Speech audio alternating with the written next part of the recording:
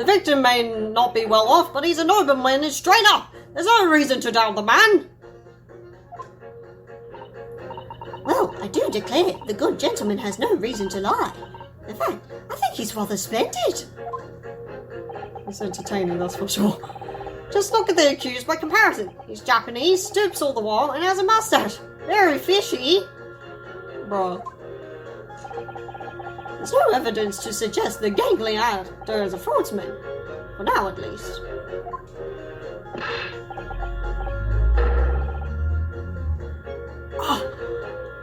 I really don't care, I just need this trial to end quickly. 3 hours of missing time is nothing when you reach my age, you know. Nothing at all.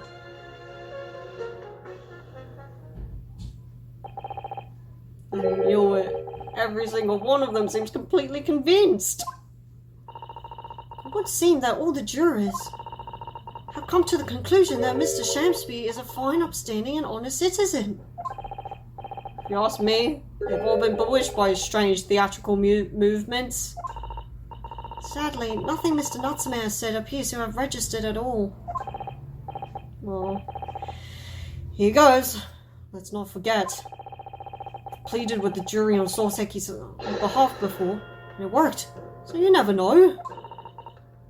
Before we begin, it might be an idea for me to remind you exactly how a summation examination works, Mr. Naruhodo. Oh? Well, you're still very new to British law after all. It's true, I suppose. And Soseki's fate is entirely in my hands now, too. There's always a chance that I might have forgotten some crucial detail. Perhaps I should hear Susato out. I wonder. Should I let her talk me through it again or not? I think we're good, thanks. Thank you for the kind offer, Mr. Sato.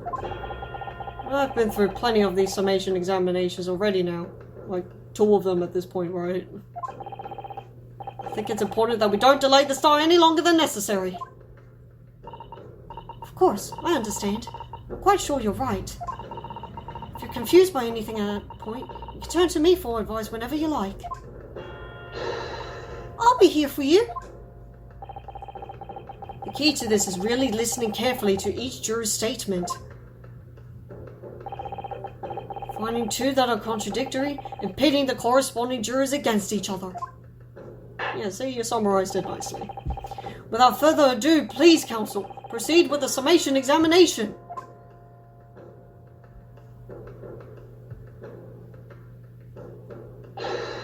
Yes, my lord.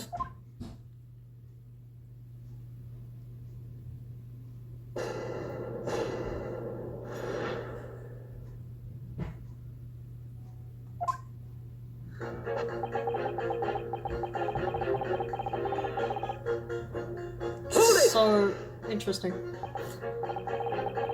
Well, there are plenty of people in London who seemed noble but poor.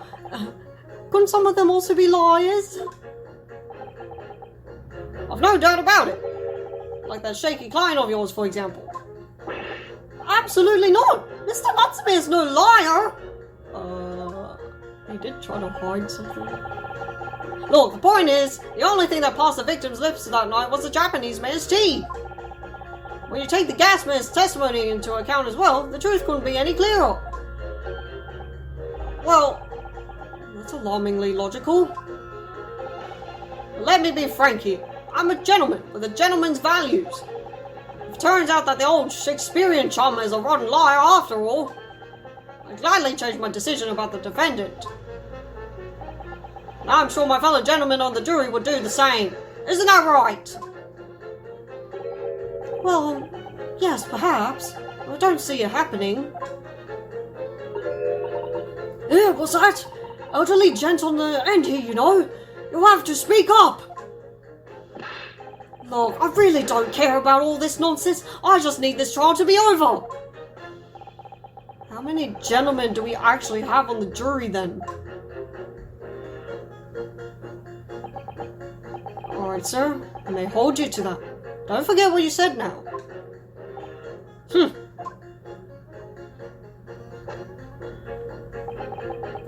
Alright, if you can show me that the victim's a liar, I'll reconsider my position. Alright. Well, I do declare. Are you saying you believe the man to be trustworthy because he's rather splendid? No, that's not what I said. The point is, the man is the victim here. What reason would he have to lie? And yes, he is rather splendid. So you say, yet again. Meanwhile, the man who stands accused behaves so suspiciously, it's exhausting to look at him. I'm afraid he's not splendid at all. Splendid logic there, madam. Thank you so much.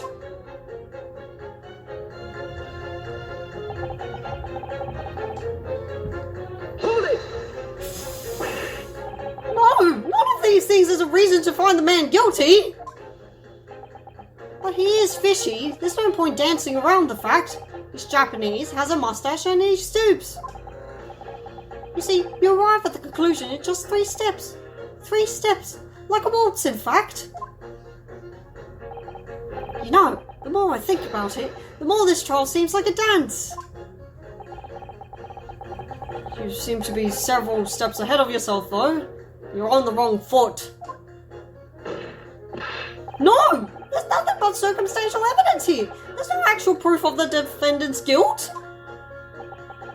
But the victim's version of events is backed up by what the big man, chin man next to him says, isn't it?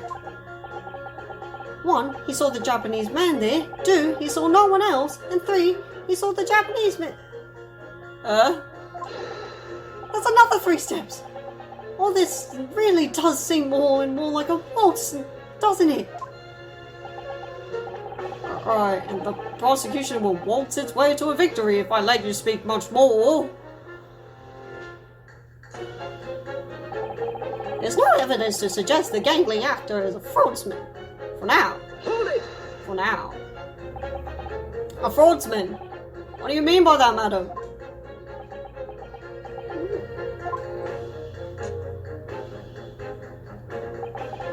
It really is a most tiresome problem for the company. Most irritating. We can be absolutely certain that a customer is stealing from us, but without hard evidence. We can't even threaten to take action for fear of being sued. I'm sorry, you've lost me a little bit. Who are you? I'm the wife of Augustus Altamont, owner of the Altamont Gas Company. Good gracious! Altamont gas, you say? Gas is the future of the energy in this country and around the globe, but proper handling is essential. As I'm sure our employee from the East End branch office would be first to agree. Absolutely, Lady Quinby! Gotta be used properly! Altamont gas is the best in the world, of course!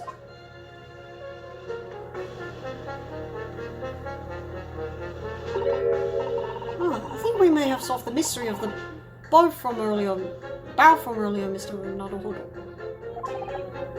Right.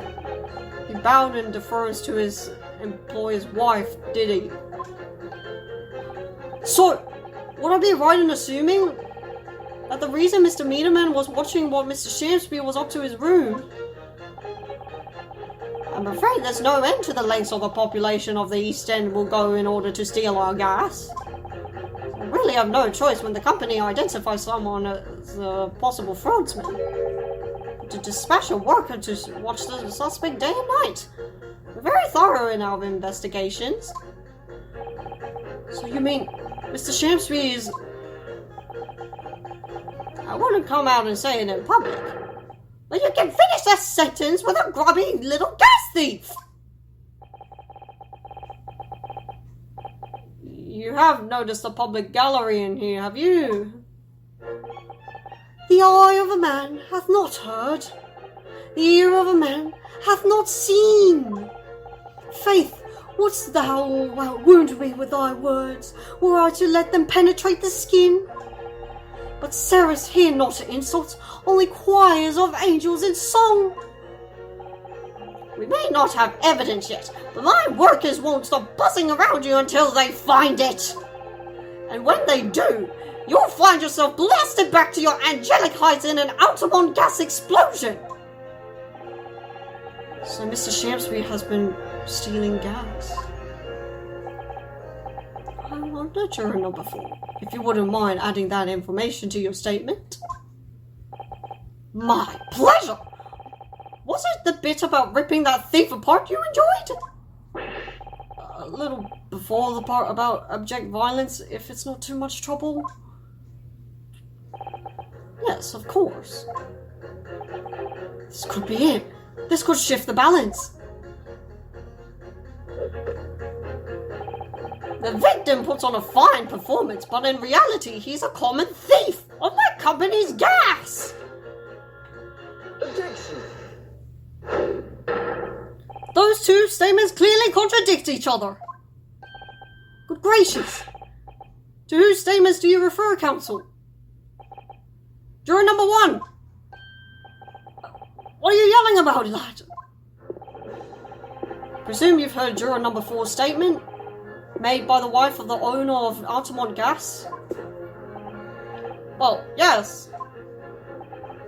The victim, who you claim to be a noble, straight-up man, in fact, turns out to be a common thief. So the good lady says, but there's no evidence, is there? You and I both heard them say as much. It's true, we don't have evidence as such, just yet. But the claims aren't baseless, you know. What?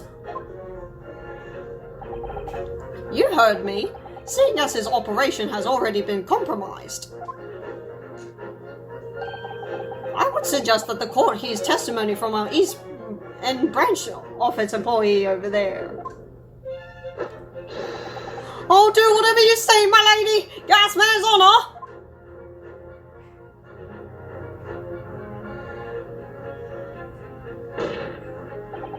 Juror number 1, you say you're a man of your word? If I could show you that Mr. Shamsby was a liar, you assured me that you would reconsider your decision about the defendant's guilt. Yes, I did say that. And as a man of honour, I'll hold to it, as I'm sure the other gentlemen of the jury will. Me? Oh, well, yes. Now that we've found out the man's a liar, perhaps we ought to consider the matter further. Well, if I'm perfectly honest, I haven't heard half of what you've all been saying. So if this means you'll recap a few points, it'll suit me down to the ground. Oh no, I'm not having any part of this. I want this trial over and done with. In that case, I shall change my leaning. So, Mr. William Shamsby, if that is your real name, we of the jury demand to know exactly what kind of man you really are.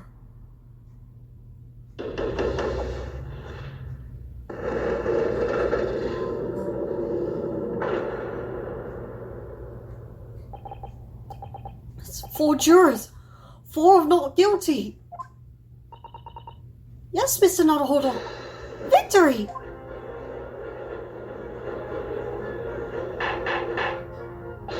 Oh! Well, this is quite extraordinary, I must say. As a result of the defense's summation examination, the jury's leaning has changed. Now only 2 jurors say guilty, whilst 4 say not guilty. I therefore declare this court to be in a state of disaccord, and order the trial to continue.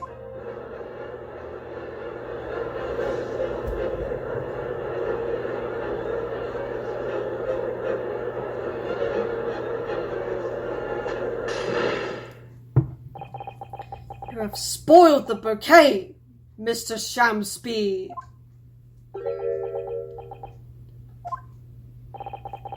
Ladies and gentlemen of the jury now find they are unable to trust you, the victim.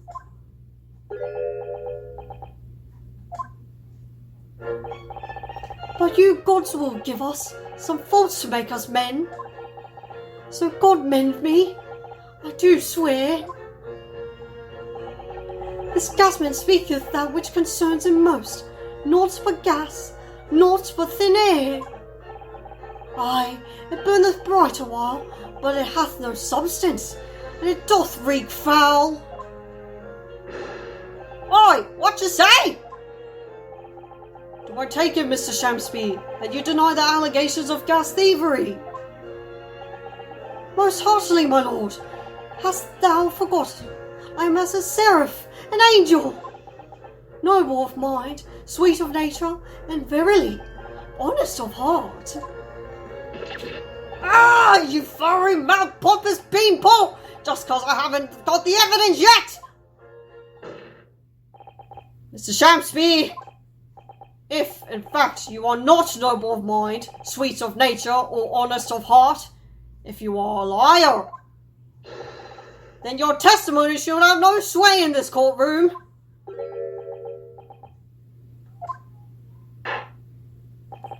It is my considered opinion that at the present time, no other possible culprit of this crime has been identified. All testimony heard by the court thus far heavily implicates the defendant.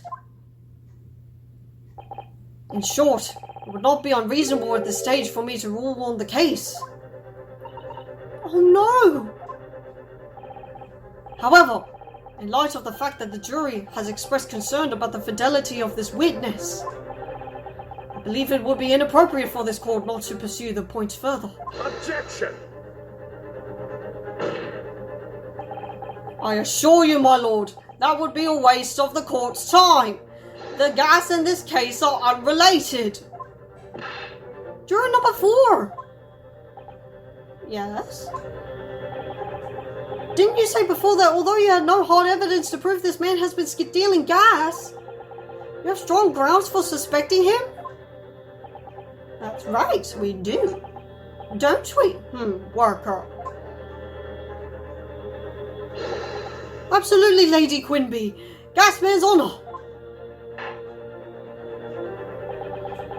Very well then, we will hear your testimony now. You will tell the court precisely why you believe the victim, Mr. William Shamsby, has been stealing gas. Yes, my lord, it will be my pleasure. On the outer man, if I may, my lord. Go ahead, madam. This worker's testimony may have a significant bearing on the good name of my husband's company. Therefore, I should like to take this stand alongside him in a supervisory role, if you wouldn't mind. Oh, yes, sweet as honey! Yeah! Very well. As an exception, I shall honor your request. Thank you, my lord. You will give the boss...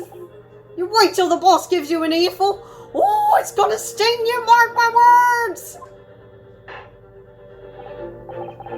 So, you will both testify before the court on the subject of the illegal consumption of the Altamont Gas Company's fuel. Yes. Is that clear, my good man? Clear as Altamont gas, my lady! Which is the clearest in the world!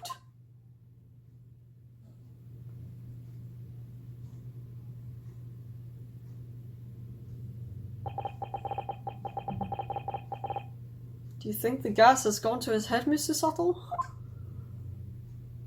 I think the man is just a very dedicated employee, Mr. Nuddlehuddle.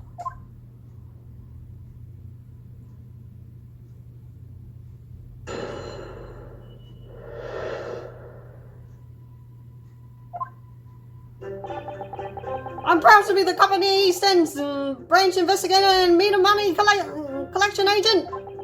Altamont gas meters accept frappuccino bits, each coin giving customers about 2 hours of gorgeous gas. And yet, the meter in Mr. Shamsby's room didn't have a single coin in it. The meter doesn't appear to have been tampered with, though, and the collection agent has the only key. Somehow he's using all the flaming gas he wants without paying a penny. If that's not thieving, what is?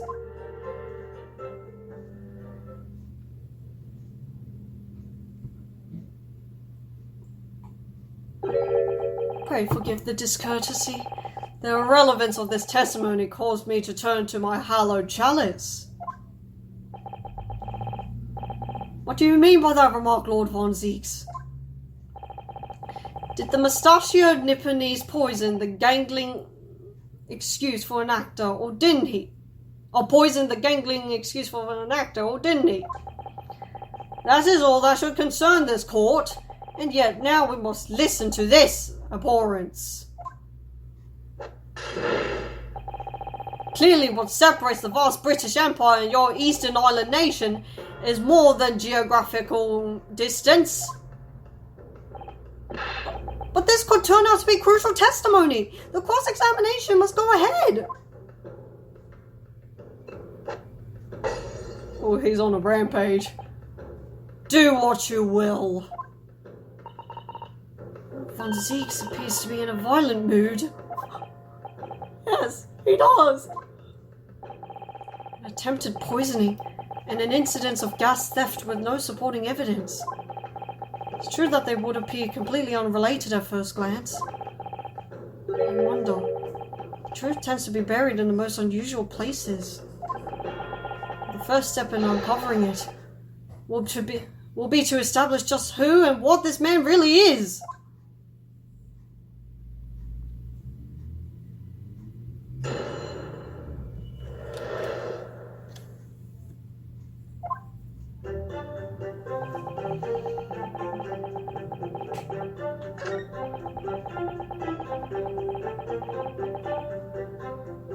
Interesting.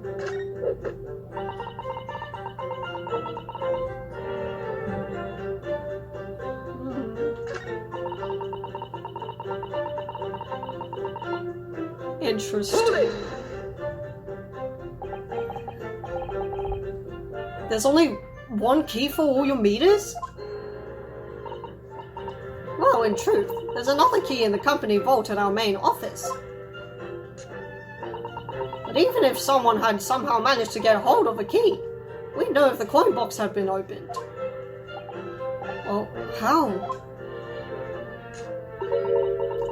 I came up with a rather clever way to expose any little shenanigans as it happens. Would you care to explain? Well now, in order to empty a meter, you have to unlock the padlock and remove the cover.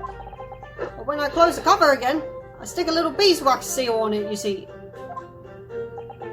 A seal? Like the sort of thing you put on an envelope, you mean? Something like that, yes. Basically, you can't remove the cover again without breaking the seal. Now, in the case of Mr. Shamsby's meter, there were no coins inside of it at all, as I said. The seal hadn't been broken either. So that would mean Mr. Shamsby somehow managed to steal coins from inside the meter without opening it. It would seem so, but that would be impossible. Somehow he's using all the flaming gas he wants without paying a penny.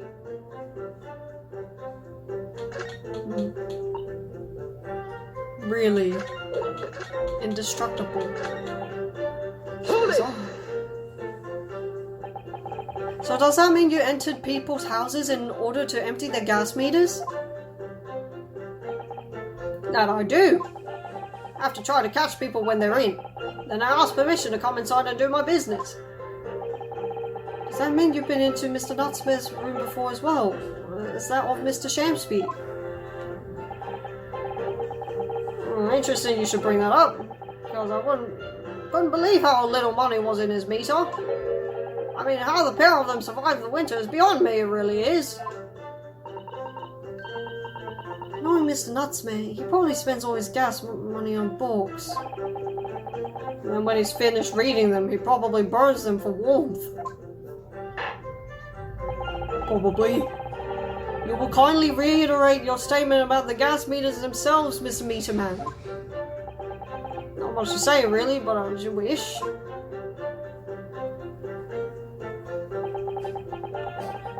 Altamont gas meters. Hold it! So all London houses that have a gas supply are fitted with these gas meters, are they? They're the latest model, the height of technology, developed by our company Altamont Gas. And anyone who uses our gas will have one of these meters in their property, yes. So if a 3p coin gives 2 hours of gas, most people would use about 3 coins in a night. A bit more than that usually, if they have both gas lights and a stove, that is.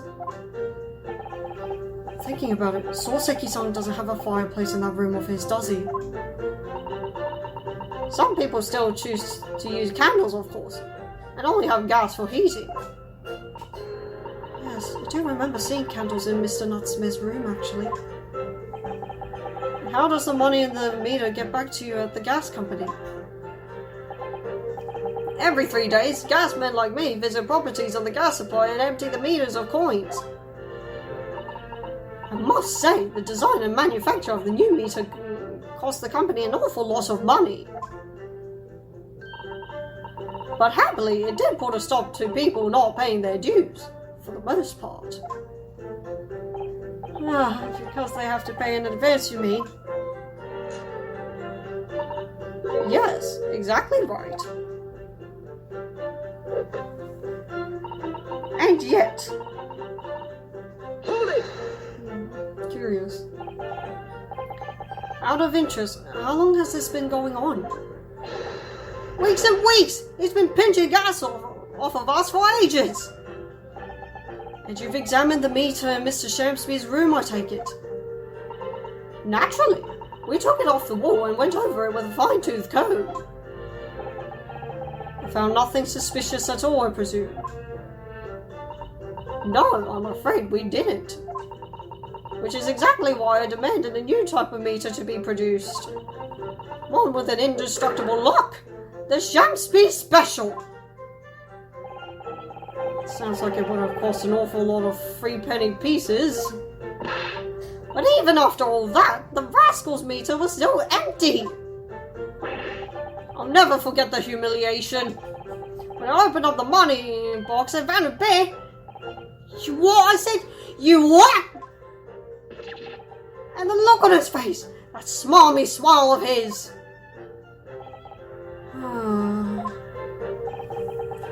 I pulled the meter straight off the wall and took it back to the office. You know what? Nothing. Not a trace of it being jimmied open anywhere. Not a single sign. And what's happening to my salary as a result? Down by 3 shillings a day, that's what. A life-threatening situation in a number of ways. Incidentally, what became of that meter? Nothing became of it. I've still got it.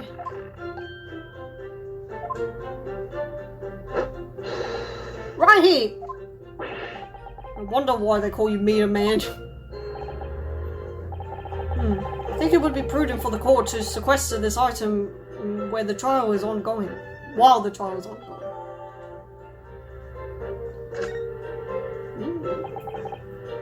Definitely. Though at first glance, there doesn't appear to be anything unusual about it. Let's move this along, shall we? Continue with your testimony.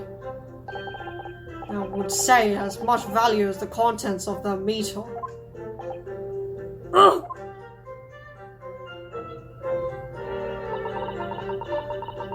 Doesn't appear to be tampered with. Well, let's have a look. A once-over. That's a very sturdy looking padlock, isn't it? And the money box is sealed with beeswax too. So if Mr. Sholmes were to get up to any mischief, he'd be found immediately. Mr. Nuttlehoddle, mischief of that kind is not the sort of thing that Mr. Sholmes would. You know you didn't finish that sentence, don't you? Anyway, it's understandable that the gas company would want to safeguard the money that's rightfully theirs. But it does feel a little over the top, perhaps, doesn't it?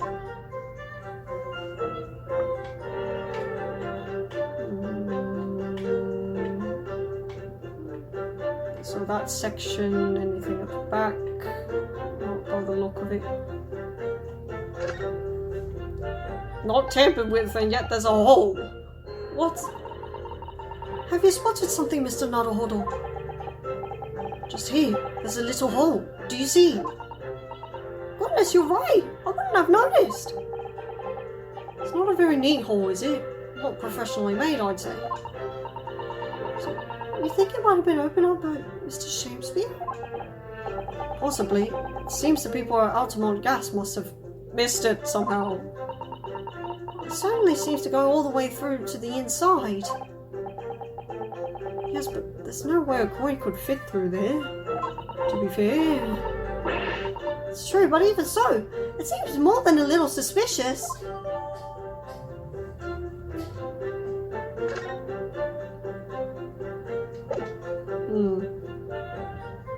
Objection! Lady Altamont, I'm afraid to say that this meter clearly does show signs of having been tampered with. What? Get away! I've been over and over that thing! I'm telling you, there's nothing wrong with it! In that case, what do you have to say about the small hole that's been made at the base of the coin box? Hole? You're right! You're quite right! There's a little hole there! The meters aren't supposed to have that! None of the others do! A huge oversight. In other words, we can assume that Mr. Shamspeare has secretly opened this hole himself. Yes, I wouldn't be at all surprised. But why? Yeah, why? I mean, it's tiny! You couldn't get a farthing through that! Lady Altamont, I would wonder if you could give the court some more details about your meter design. What sort of details? Well, what I'd specifically like to know is how it differentiates coins. How does the meter tell the difference between different coins? What do you mean? Well, for example, if someone were to put in a 1 penny coin, that wouldn't work presumably, would it? No, of course not. So, well, how does the meter know that the coin has been fed is a threepenny bit? Ah, I see what you're getting at now.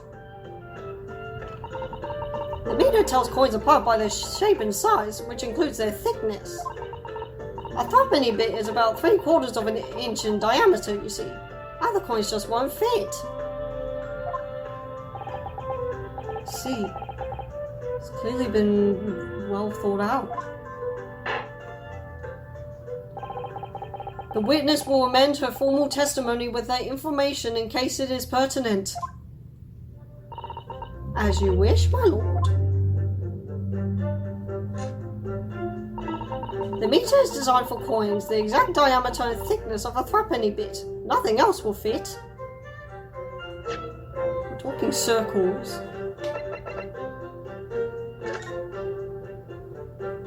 What the? Look at this bar of soap. There's a circular depression on this side. About 2 centimeters across. Or 3/4 of an inch. Do you think... We did find the soap at the scene, didn't we? Yes, there were 2 bars on a little ledge just outside the window. So we took this one. And I'm sure that when we first found it, there was some sort of reddish medallion in the middle there. I remember it clearly. Yes, but there's no sign of it now. Where could it have gone?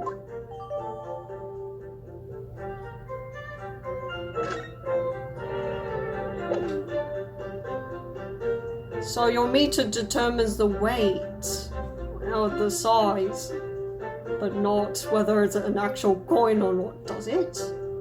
Objection! Let me just confirm something here. If the diameter and thickness were to be correct, the meter would accept any object as if it were a threepenny bit. Is that correct? Yes, that is correct.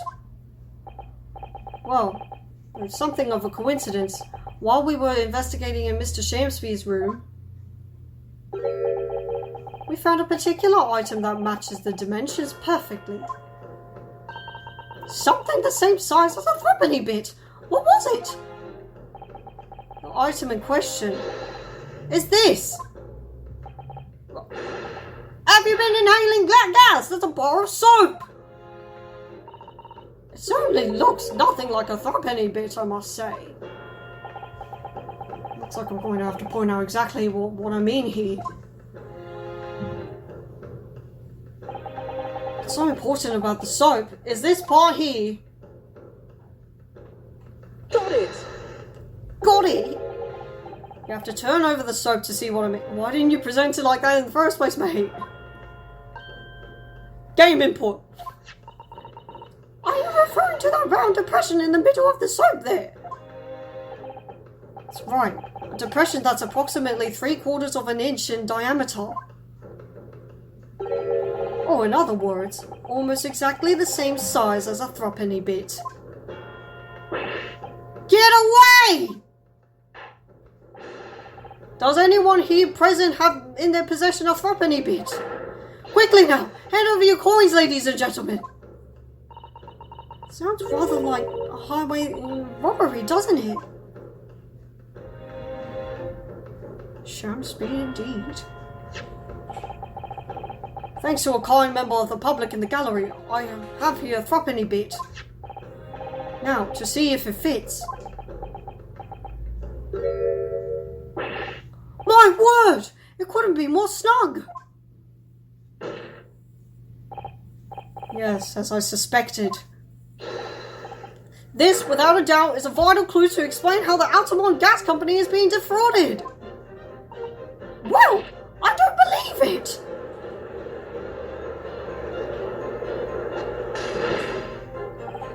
So, your assertion amounts to what? Some inferior bar of soap has a tentative connection to the theft of gas? Yes. The depression in the soap was clearly made by a threepenny bit. You must concur, at least, that pushing a coin with some force into a poor quality bar of soap such as this is a remarkably simple way of replicating the coin's shape. And then you could use, well, some melted wax or something to pour into the mold. You could make fake coins in no time.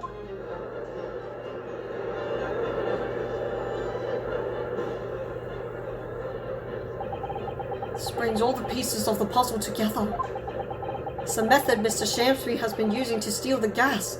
That's the missing link. And now, if I follow the chain of thought, it's going to bring me to a new explanation for what happened that nobody's considered yet. But this is all nonsense! If the man had been making fake coins, my worker here would have found them when he emptied the meter. But true, Lady Altamont, the absence of some black magic that could make them disappear. I see. That's what we're dealing with, is it? There is one form of black magic that could cause the fake coins to disappear into thin air, yes. Exactly. And the meter here gives it away. What on earth? There are remnants of the magical method used visible on the gas meter taken from the victim's room. If that is your assertion, counsel, the defense will identify those remnants for the court at once. Where on the meter can the remnants of the method used to make the fake coins disappear be seen? Isn't it obvious? Isn't it obvious? We found this bar of soap at the scene of the crime, just outside the victim's window. Outside? Yes, outside, where you yourself, Mr. Meter Man, were loitering in the freezing winter air. That's where we found the soap. Ah! I get it! That's right.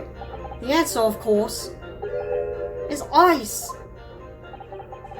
Did you say ice? Mr. Shamsby has been leaving soaps like this outside his window each evening, filled with water.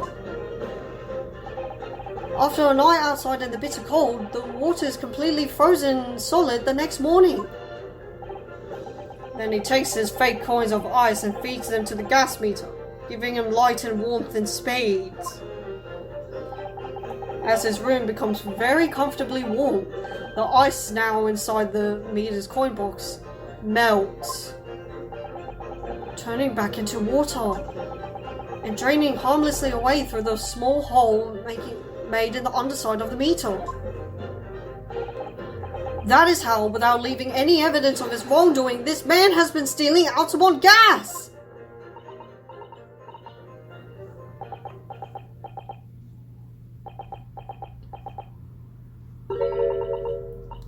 Just like that. So simply. Is he trying to make us look like idiots? He's been fooling us all with some bars of soap and some water. That's right, madam. I don't believe it! It can't be true! Do you have any idea how much money we spent to develop that new meter? And now you have the audacity to suggest that a bit of soap and some water can render it totally useless? I'm fairly sure I didn't design it. Evidence! Sorry? I want evidence! If you're going to stand there and tell me our meters are rubbish, I want to see some proof! She's very good at enforcing accountability, isn't she?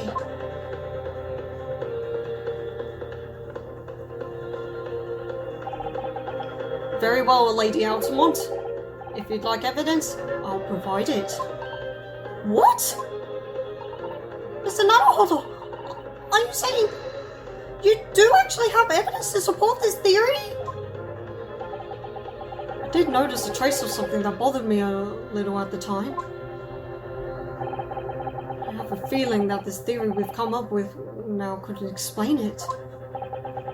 The piece of evidence that substantiates the theory about how Mr. Shamsby has been stealing gas is... Alright, so...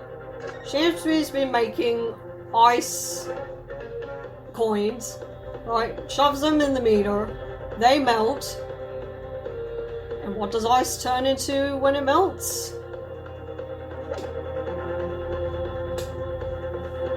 Take that!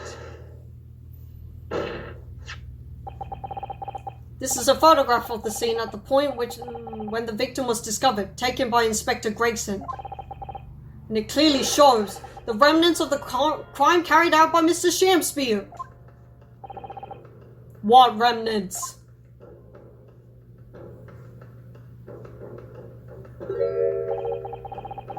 Here you can see the gas meter on the wall in Mr. Shamsby's room.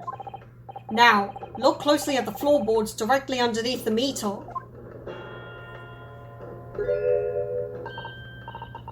What is that? Some kind of grubby stain? Almost certainly, it's a water stain resulting from the liquid that drained out of the hole made in the meter. Ah! If one coin gives around 2 hours of gas usage, and the occupant was heating his room in all his waking hours, we can imagine he would have used around 10 of his fake coins each day.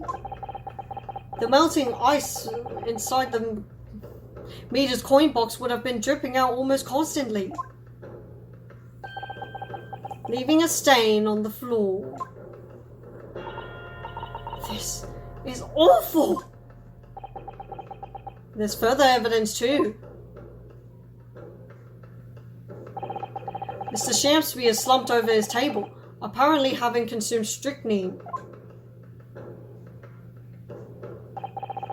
And right there next to him is a bar of soap, broken in half. You're right! It would appear to me then, Counsel, that the man wasn't eating the soap, was he? Pardon me for disagreeing with your lordship, but... Certainly not. He didn't beat around the bush there, did he? In truth, Mr. Shamsby was found with a fork in his hand. A meal of soap is astounding. Do you mean to say he was using that fork to... Yes. To extract a frozen coin from the bar of soap. Ah! But the bar broke in half. So perhaps it didn't go very well. Good gracious!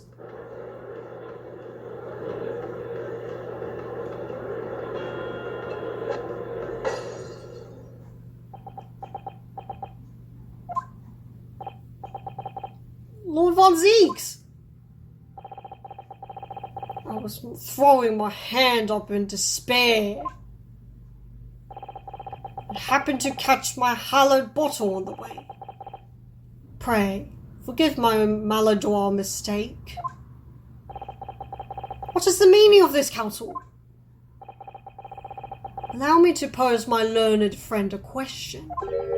What exactly did you establish with your most recent cross-examination?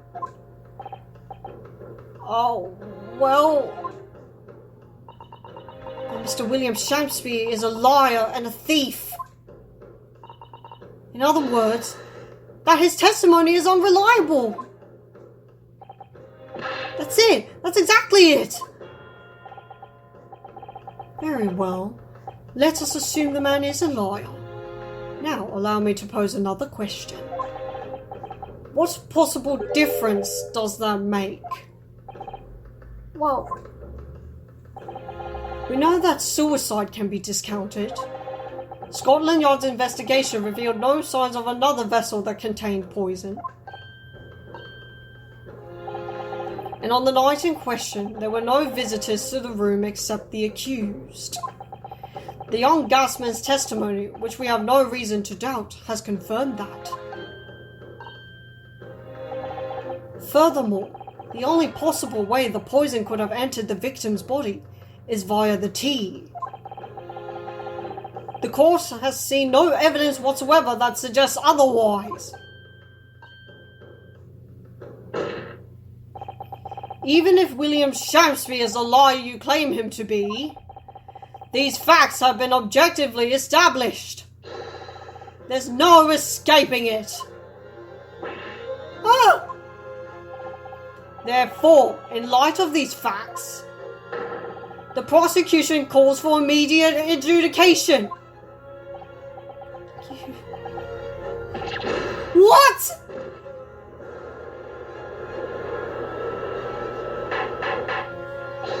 Order! Order! Oh, counsel, how does the defense respond? Mr. Nutter, what was the point of that last cross-examination? Did it actually get us anywhere? Did it make no difference at all, like Lord Van Zeeks is saying? What can we contest at this point?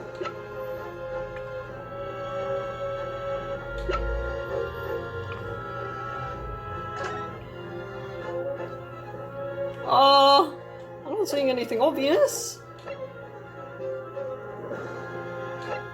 Does the rim not give away anything?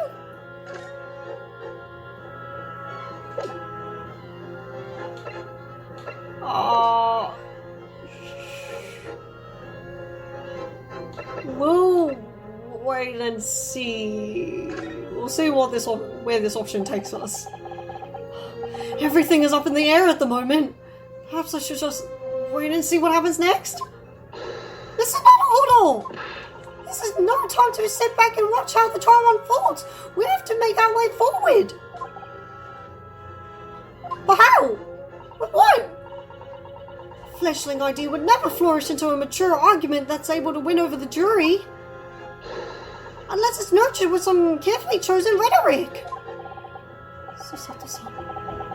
I feel like your rhetoric is more carefully chosen than anyone sometimes.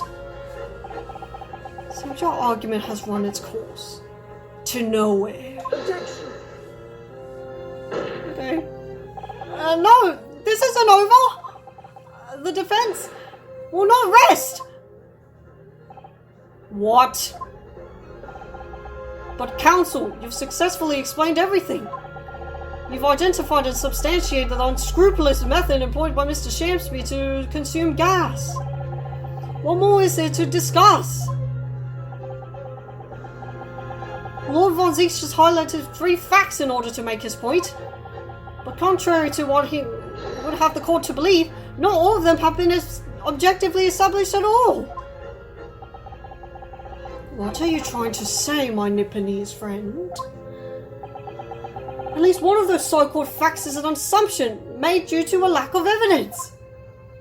The tea.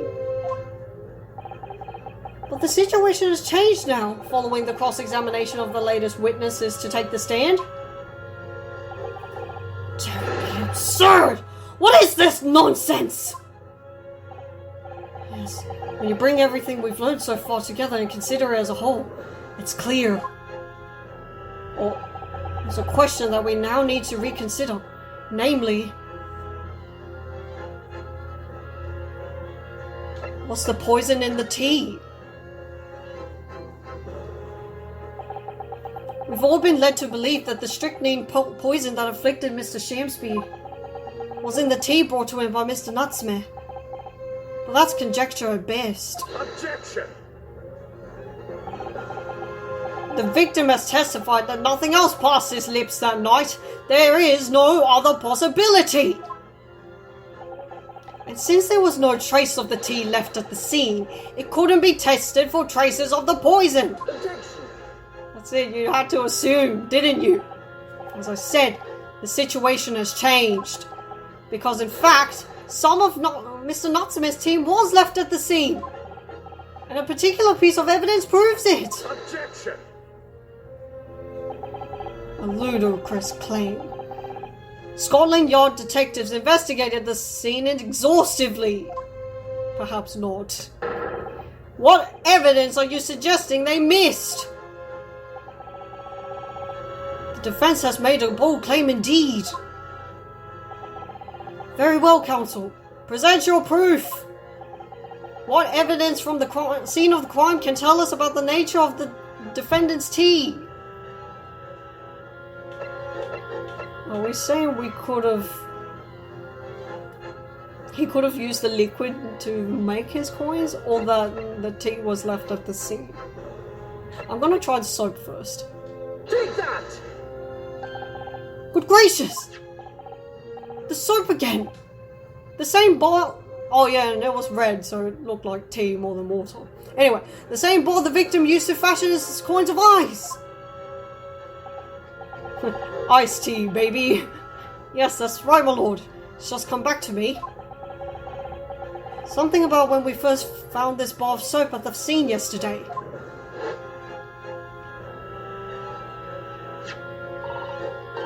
It's more bars of soap. Soap? What are bars of soap doing lying on the ledge outside the window?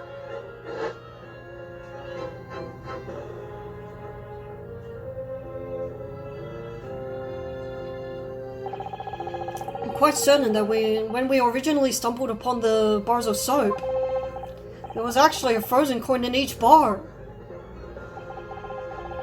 So you discovered the gas thief's coin factory. Fascinating. In a way, yes, but there's more. The coins were found in the soap at the time weren't normal ice. There was something strange about them, you mean? Exactly. Something very obviously strange. They were red. The ice was red. No. You mean... That's right. It's obvious to me now. The fake coins in the soap were made from frozen tea. What? I would remind the court of a statement made by Mr. Nutsmith earlier in this trial.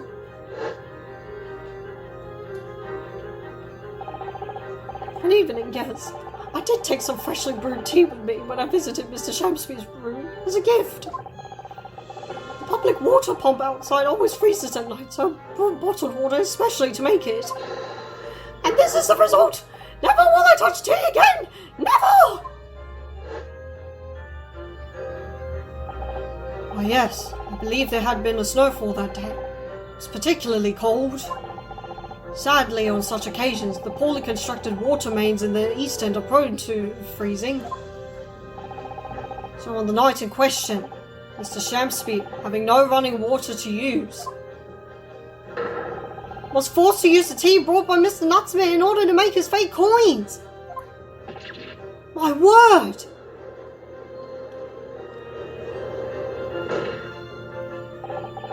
There were 2 bars of soap on the window ledge when my judicial assistant and I investigated the scene.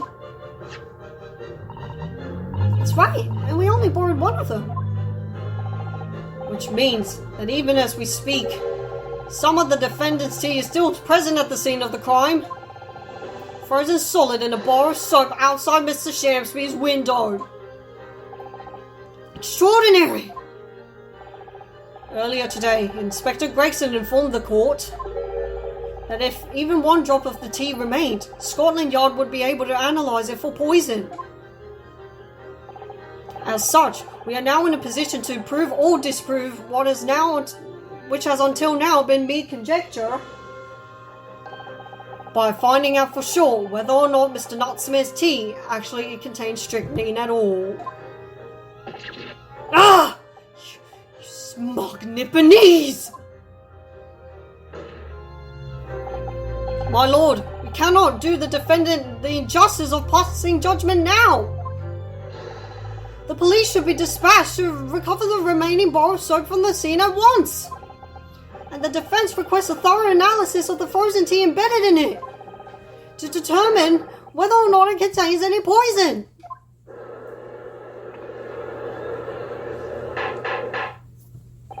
Bailiff! Instruct the police to attend the scene at once! Yes, my lord! Understood!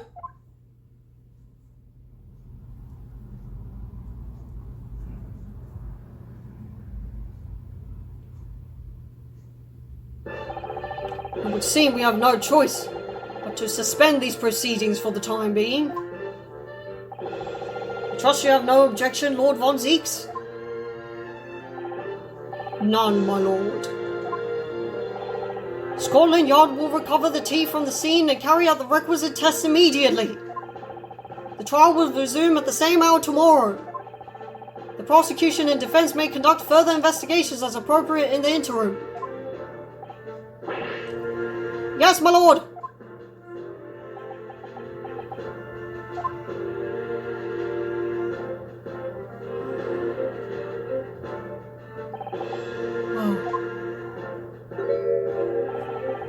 Managed to scrape through there somehow.